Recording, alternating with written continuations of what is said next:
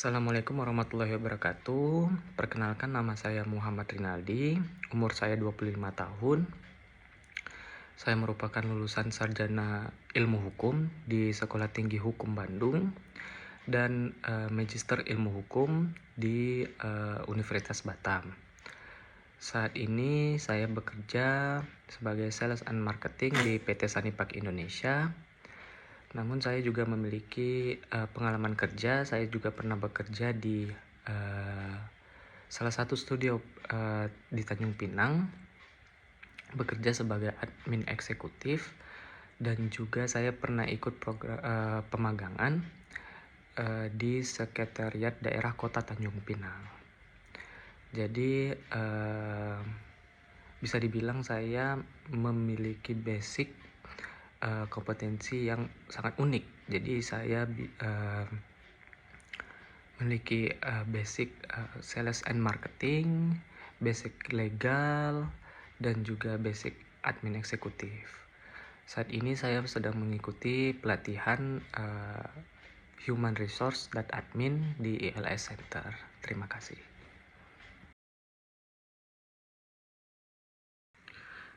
HR atau Human Resource adalah sebuah fungsi penting dalam organisasi gitu, yang mana mereka ini bertanggung jawab penuh atas mengelola aset terpenting dalam sebuah perusahaan. Nah, aset terpenting dalam sebuah perusahaan itu adalah ya karyawannya itu sendiri. Nah, dalam praktiknya HR ini bertindak sebagai jembatan yang menghubungkan visi manajemen dengan kebutuhan para pekerja gitu. Mulai dari proses mencari atau merekrut kandidat dan atau talenta-talenta yang terbaik gitu. Nah, HR ini itu berperan dalam memastikan setiap para pekerja itu menerima upah dan tunjangan atau hak-hak mereka secara adil gitu. Dan HR itu bertanggung jawab mengembangkan potensi para pekerjanya melalui berbagai program pelatihan. Tidak hanya itu, HR itu juga menjadi tempat karyawan untuk menyampaikan masalah, menjaga moral, dan memastikan lingkungan kerja itu nyaman dan aman bagi semua pihak gitu.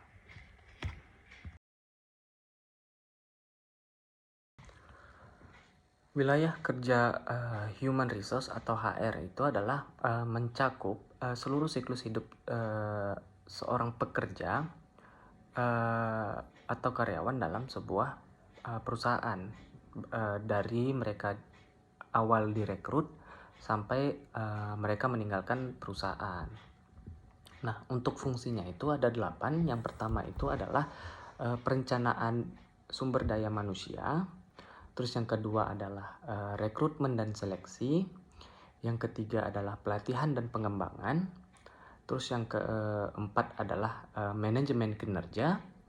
Yang kelima adalah manajemen hubungan karyawan. Yang keenam adalah keselamatan dan kesehatan kerja. Yang ketujuh adalah administrasi dan kepatuhan hukum. Yang kedelapan adalah kompensasi dan tunjangan karyawan.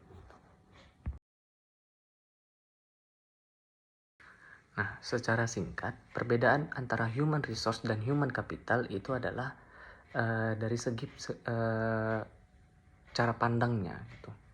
Nah, kalau human resource itu cara pandangnya itu dia melihat karyawan itu sebagai sumber daya operasional yang perlu dikelola gitu.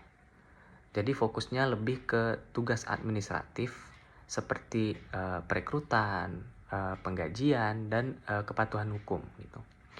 Sementara itu kalau human capital itu cara pandangnya itu mereka lebih melihat bahwa pengetahuan, keterampilan, pengalaman kerja karyawan itu adalah aset yang berharga yang dapat menjadi investasi bagi perusahaan, seperti itu.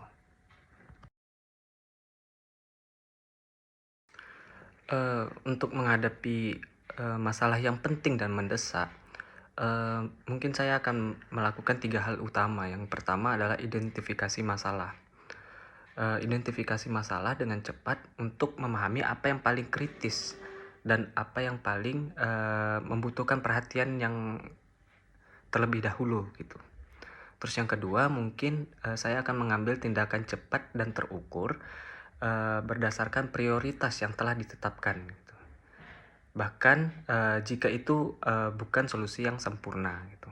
Terus yang ketiga, yang terakhir, saya mungkin akan melakukan komunikasi yang efektif dan transparan kepada pihak yang terkait.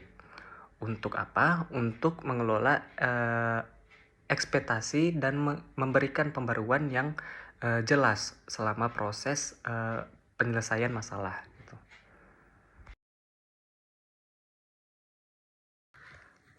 Perbedaan antara PKWTT, PKWT, dan perjanjian pemagangan itu terletak pada tujuan dan sifat hubungannya gitu.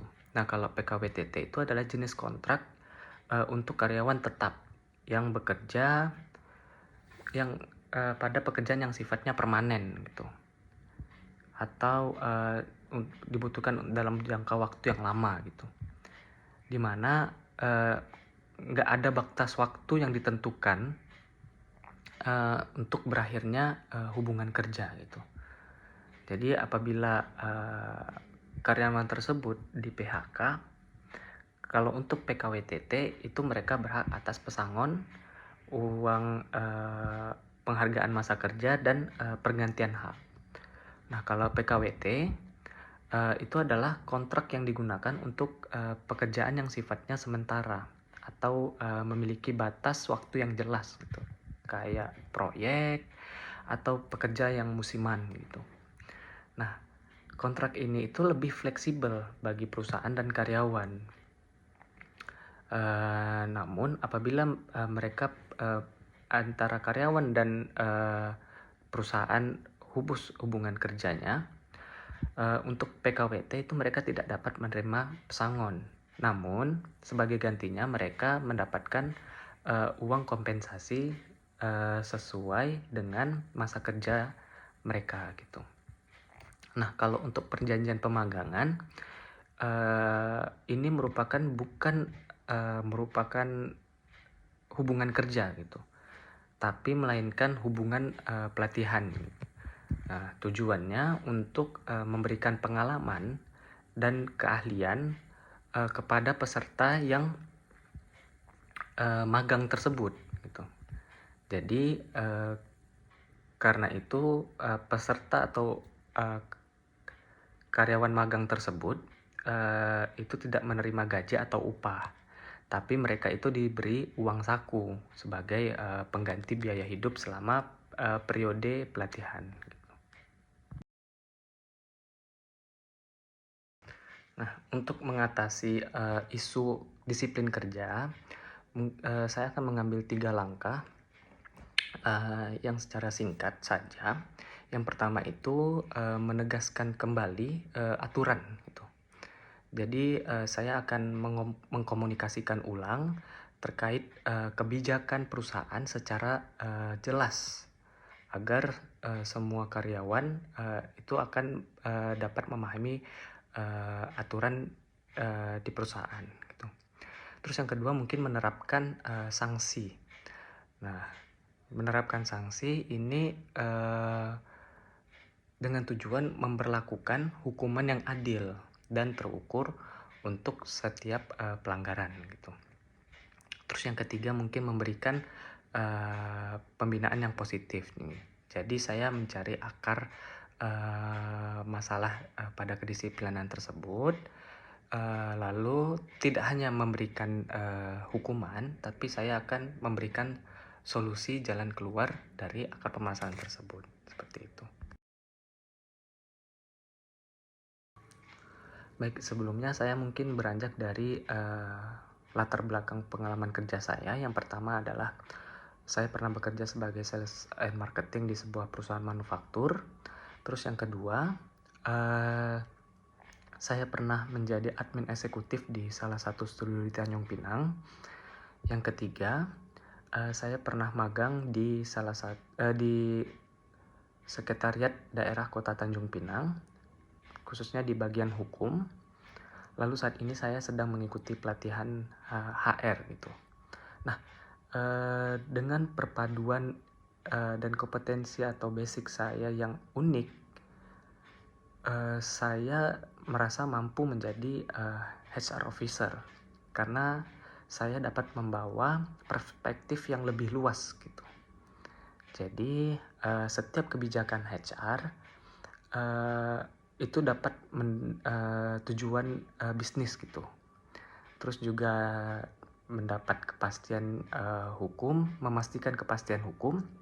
Terus yang ketiga, menciptakan lingkungan kerja yang positif. Saya yakin bahwa kemampuan saya ini untuk melihat dari berbagai sudut pandang menjadi nilai tambah yang signifikan bagi perusahaan.